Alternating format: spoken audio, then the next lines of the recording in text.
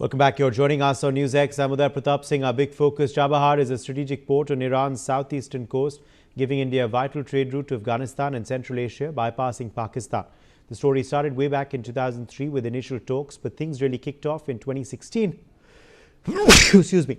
With a 10-year contract for India to develop and operate part of the port. India has invested millions, including $120 million in a new long-term deal signed in May 2024. It's helped ship goods like wheat to Afghanistan and boosted regional trade. But US sanctions on Iran have been a hurdle. In October 2025, the US gave a 6-month waiver until April 2026, allowing India to continue operations. But just today, India's Foreign Ministry spokesperson Randeep Jaiswal has said we're still talking with the US to keep things going, denying any plans to pull out. Ambassador Bhashpati Mukherjee, former diplomat, is with us live. Major General Dhruv Katoch, defense expert, is also joining us live. Sumit Peer, political commentator, is live with us in the broadcast. Dr. Sharad Kohli, senior economist, also joins us live. Let me make a start with you first.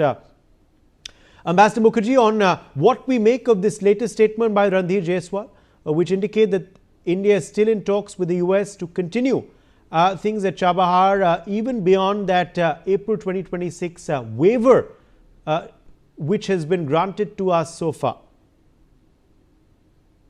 Well, earlier, Uday, when things were look better between India and US, and now they are beginning to look up again, we had the impression that perhaps this waiver could be extended to enable us to finish our investment. It's a huge amount of money for an emerging economy to invest, and of vital importance to us, given the fact that it would enable us to do so much more trade and business in that part of the world.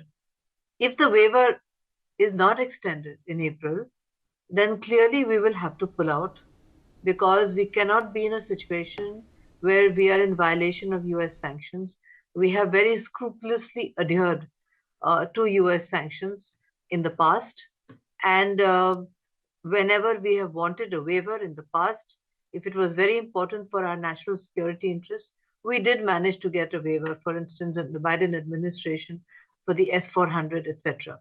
In this particular case, there would appear to have been a temporary truce, if I may use that word, between the warlike postures of President Trump and his administration on one hand, and the refusal of the Iranian leadership to back down.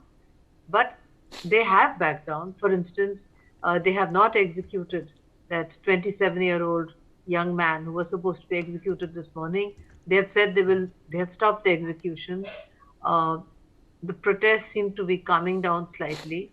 And apparently, President Trump has himself privately voiced doubts as to whether the son of the Shah of Iran would really be a good replacement for the Ayatollahs. It took him a little time to figure it out. I think the rest of us had figured it out from day one. But whatever. The point is that if there can be a stalemate on the Iran issue, because he's now focusing on Greenland, and if he can manage to get the FTA through over the next couple of months, along with the FTA with the EU, etc., we will continue to use whatever persuasion we can exercise on him, because he's a whimsical man but very transactional. If we can offer him something of great interest to him, unfortunately we can't, like the field marshal, offer him rare minerals, but maybe there's something else that he's interested in that we can offer him. Maybe we can then do a deal with him. Dr. Sharad Kohli is laughing. He knows the deal maker better than I do. But the point is, if you can make some kind of a deal by which we can continue to develop Chabahar Port, which is in our vital national interest, frankly, then we would do so. But let's not have any doubt, Uday, that if that doesn't happen, we will be forced to pull out of Chabahar. There's no question about it. Major Dhruv Katoch, how crucial is securing our access and control over Chabahar Port for India, even much beyond that April deadline that so far has been granted to us? And if we are serious about this, what will that then entail? Thank you, Uday. Uday, very frankly, you see, while the Chabahar port is important, it doesn't come into what I would call our vital interests. Right? It is important, yes. It gives us access to the Central Asian market, onto Russia and Europe. But we have, we can, there are other routes. So it is important to us, is if we get Chabahar, we bypass Pakistan. I think that is the important thing, right? If we don't get it, okay, we'll wait. At the moment, I think we have already paid the Iranians the balance of amount, 120 million or so, and told them they can go and complete it. So, to that extent, we have backed out as of now, but the situation will change in due course of time. Nobody expected this sort of, Mr. The United States and Donald Trump to get onto the Iranian Act in such a manner, or to do what he did in Venezuela or in Greenland. So, in a sense, he has taken the world by surprise. And if India has been surprised, well, okay, we have been surprised, but so has the world. Most importantly, the American people have been surprised. So, if you put it that way, but I really won't, you see, let us not worry too much about Chabahar. Let us not worry too much about Iran. Let us just hope that peace comes there sooner rather than later. There are going to be turbulences, especially in 2026. It is a turbulent year, but we will handle it. I think that is the only message I can give. We will handle it regardless of the turbulence. I don't think we are going to get into Chabahar, despite what the spokesperson of the External Affairs Ministry has stated, that we are still in the game. If we were still in the game, we wouldn't have returned the money. We said we would have stated that we will be doing it, but as the money has been returned and they have been told to carry on, I think we have taken a decision based on the current realities. And India is not a power which can actually dictate terms to the United States. We can resist, but we are not in a position to dictate. Uday. Yes, let me take that to you then as well, Sumit Peer. Looking at the way things stand right now, what is the likelihood of this waiver being continued, of this relief being given to India beyond April? No, Uday, thank you very much for having me on your show. Couple of things to put in perspective. First of all, when you talk of Chabahar Port, I mean, it is of relevance, it is important. What General Saab rightly said, it is not something core, जिसके बिना सांस आनी बंद हो जाएगी. That part of it is very clear. Second thing is that, you put an X amount of money, you got an X amount of return on it. And that is how I look at it. But, the bigger picture, what I'm looking at it is not the only port. Because what ultimately where we will get hit more than the port is INSST, International North-South Transport Corridor, because that passes through a couple of ports of Iran, and we have made some shipments to go through it. That's our direct access to Russia and then to Baku in the long run. So that will also get hit, which gives us a bit of strategic importance. That is a bigger thing. As far as the Chabahar port is concerned, Uday, for peaceful purposes, the port was good. You had its utility. You put your money, you got the return. It's how it works. But look at today how the geopolitics has shaped up. Today, Qatar, Turkey, Saudi Arabia, and other countries are telling Trump goodbye. You can't use my land, you can't use my soil against any assault on Iran because we're an Islamic country. Sorry, it doesn't work. So when the bases were set there, obviously they were not set for, Ramayana and Ram Katha to happen there. They were sent for military purpose there. But when push comes to shove, they exactly showed him, Hindi mein kehte na, thenga dikhana. Boss, go and fly kite. That is what it is. Now, in that scenario, when mullahs are literally controlling Iran, if hypothetically, what are the two countries you're going to fight with, or the India? Either China or either Pakistan. Now, China is your biggest oil buyer. 20% or 25% of almost everything of your oil goes to China, and China survives on your oil because the 20% of Chinese oil used to come from Iran. The second is Pakistan, who is pretty much part of the whole game. So if that comes to a level like that, when America, after putting trillions of dollars in Middle East, they're literally shown the wrong finger at the right time. Now, how do you expect us to go there and use this port in the term of a military escalation and all? So it was a kind of a look. In Islam, there's a very clear doctrine. All peacetime agreements can be nullified at the time of war. That is what it says. And by the nature of Iran, it's an Islamic country, Islamic Republic of Iran. They will go by the teachings of Islam and they'll say, sorry, this agreement is very good, but it's a wartime. We put it in the dustbin. It doesn't work with us. So if you look from that perspective, and we don't have a great business with Iran, $1.4 billion is what we did last year. Rice and few other things. What we import from them is cashew nuts and a few chemicals which you can get from anywhere. The quantum of the total business is not even $2 billion. And on the top of that, you have Mr. Trump imposing 25 tariff or percent tariff on the people who want to do business with them. Now, if I look at the US trade, our $40 billion of goods will, if we have to pay that kind of a tariff on that, services, I don't know. I'm still contemplating here, it's only goods. That is $8 billion. So $2 billion of quantum trade and $8 billion of tariff and a panga free mein. So what do you want to do? You may want to kiss it goodbye and say thank you very much. It works, it works, it doesn't work, it doesn't work. Yeah, tomorrow if the regime changes, there's a change of heart and a secular government comes there into the picture, which is a distant dream. But let's hope it comes. If it comes, things change, things go for a different term. But today, I think whatever money you put it, as many years you could use it, you used it. And Yes. let's let not Iran forget one thing. There were a lot of irregularities they were doing in that port, under the gray things, and that was let go because Bharat was operating that port. If the sanctions come on that port, they are not taken beyond April, they are also going to hit for major trouble. So if the regime stays and survives, that port will have sanctions, and we have to kiss it goodbye and look for other options. That's as simple as it gets. Okay. Sharad Kohli, let me rope you in here. How strategically important in terms of connectivity is Chabahar Port for India? Economically, what would we stand to lose if indeed those sanctions do kick in? And, economically speaking, of course, how important is this waiver for it to continue between India and the US? Good evening, Uday, to you, my fellow panelists and NewsX viewers. Well, when we went into that port, obviously we had a lot on our mind. It's the IMEC corridor also, which is going to be impacted, and most importantly, as one of my previous panelists said, that bypassing Pakistan was one of very, very significant issues. Because we didn't want our shipments to be moving through Gwadar or any other port. So it provided us with a direct route to Central Asia and other places. So economically speaking, I attach a lot of significance to that. India will never go and put in money on something which is not of relevance.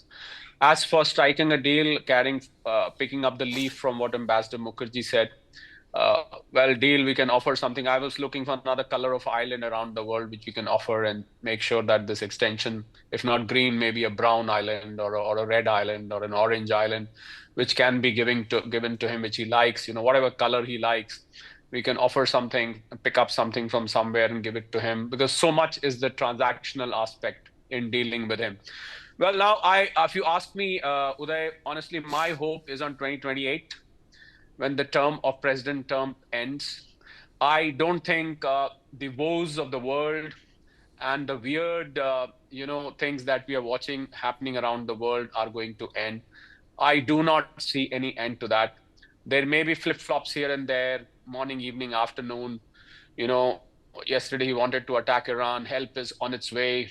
There were troops building up, 50,000 troops in the Middle East, building up to probably launch an attack on Iran.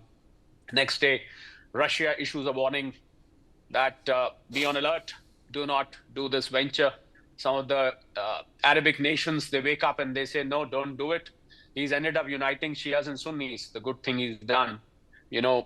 Just the way he united, India, China, Russia together.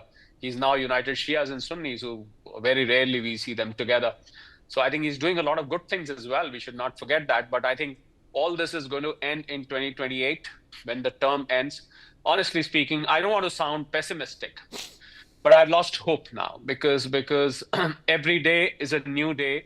There is no consistency in policies. Normally, global policies, global diplomacy, they follow a certain consistent basis. You know that for next 1 year, 2 years, things are going to stand where they've been agreed to. The pacts are entered, the agreements are. But here they seem to be defying all principles of diplomacy. Absolutely, completely, comprehensively, totally. I can just go on and on with the words there. Yes. So therefore, I cannot predict what is going to happen tomorrow. I can only comment on what is happening today. And that too, Uday, because when it's night for us, the Americans wake up. So I don't know when tomorrow morning you wake up, what new flashing breaking news is on your screen, on one of the channels, we cannot predict. So without sounding pessimistic, I've got no hopes, but I do feel, yes, Chabahar was important for us, which is why we went there. The investment is every single dollar and rupee invested by India is taxpayers' money. It is important, and it was a very, very futuristic investment that we made. It is very unfortunate if it doesn't get extended beyond April. And one thing is very sure, Uday, we don't want to keep pleading before President Trump that, sir, now please allow this, please let this happen. Please don't do this. I think enough of this. I think I'm just getting fed up with this. I'm sure somewhere down in the corridors of power in India, somebody must be getting fed up. I'm not sure who that's going to be. I'm not even sure what's going to happen. There is quite a scale of investment, isn't it? That has been put into this port already. There is quite a great deal of investment. Obviously, that will also be kept in mind, isn't it, Ambassador Mukherjee, while taking a decision moving forward, while holding those negotiations, while of course looking ahead at whether we want to, retain access or not, and what we've got to do for it. Well, Uday, as I said, and I was a bit surprised at the reaction of some of my co-panelists, we who come from MEA always regarded Chabahar as a great balancing act that we had done. And it is I reiterate that in my perspective, it is of vital national security importance because of so many issues which I don't have the time to explain. It was a balancing act. The IMEC proposal came from our G20.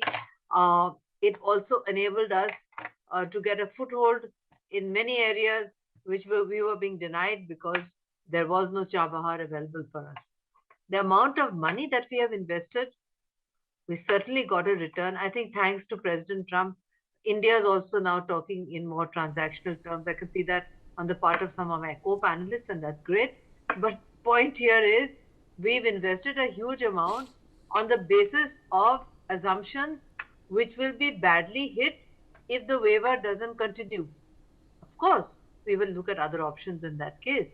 But point is, Chabahar it filled a gap, a vital strategic gap for us, which we wanted to continue with in order to move forward trade and commerce on not just on IMEC, but also to get a further foothold in the Central American states which are being rapidly infiltrated by the Pakistanis.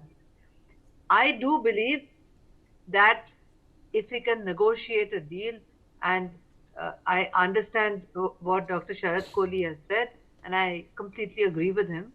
But unfortunately, when you are confronted with this kind of president, you have to dangle something in front of him which interests him.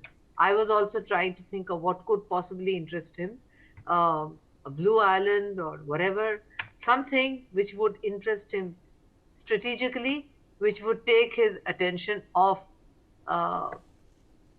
what it means for Iran and get his focus on what it means for United States.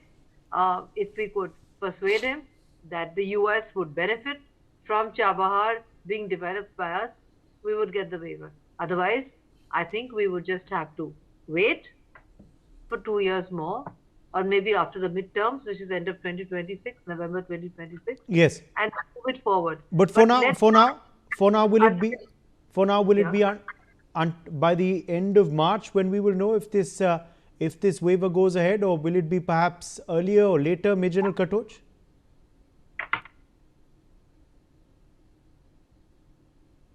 Major General Katoch, can you hear me? Yeah. Can you hear me now? Yes. Yeah. Okay. I think I was on mute. Yeah. No, I think it's going to come very quickly. Whatever is going to happen will happen in the month of January. I don't expect any delay. So either way, which way it's going to go, we'll come to know. But the point was, when we are looking at Chabahar, it has been a very long time India has been there. And for a very long time, we didn't progress it ourselves. So regardless of the fact that it may have got great vital interest, etc., I didn't see the Indian government, the government of India moving with that alacrity and speed on Chabahar.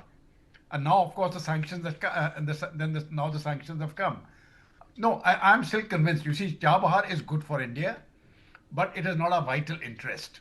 Our vital interest is the energy resources. That is why, in my view, all that I'm looking at in the Middle East today is I don't want that conflagration to spread to an extent by which the energy flows get impacted. That is going to really, really hurt India. If so long as that doesn't happen, we'll manage. We're a strong country. We have got great people in the economic department, within our diplomats and all that. So we will get through the next 2 to 3 years. There is no problems. Regimes change, ideas change. Diplomacy is never static.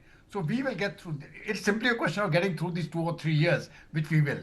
But till then, I think let us be prepared for the worst, and if something better happens, well, that will only be to our benefit. In either way, I think whatever is going to happen will happen in the month of January. Sumit Peer is wanting to come in with an 2026. intervention. Yes, Sumit Peer. Sumit Peer.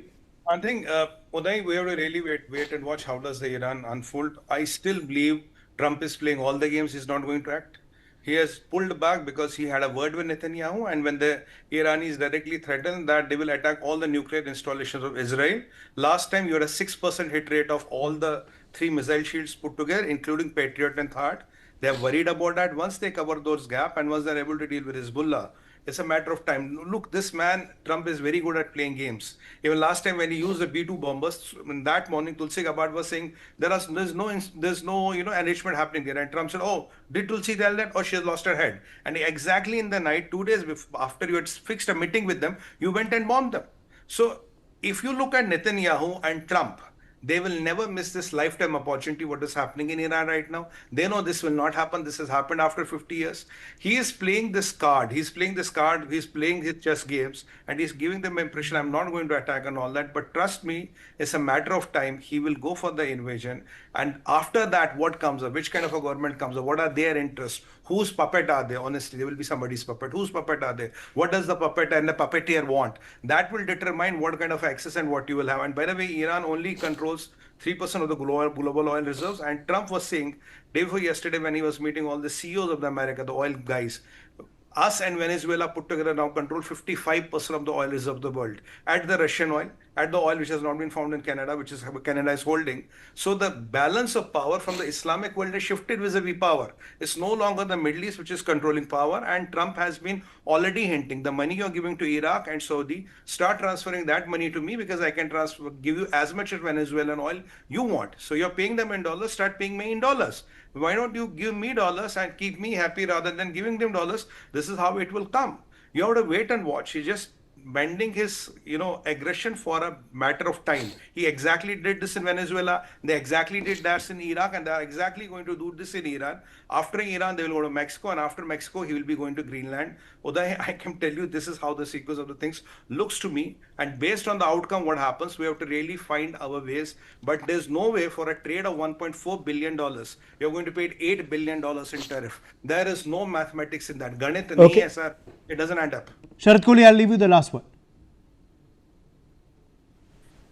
Well, I agree with Sumit that we need to wait and watch because the unpredictability of President Trump is to the play. And I think we really don't know what he's going to do tomorrow, day after, because statements keep changing, declarations keep changing, policies keep changing.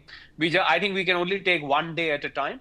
As for Chabahar Port, I reiterate, it is taxpayers' money. Even if it was $10, it's very, very relevant to us.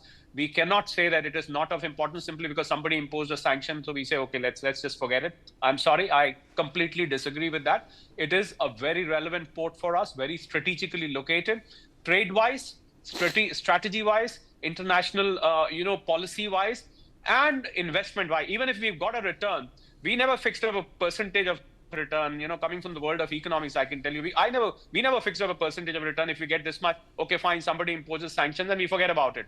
I'm sorry, I do not agree with that. I think it is hard-earned taxpayers' money, which should not be wasted in this manner.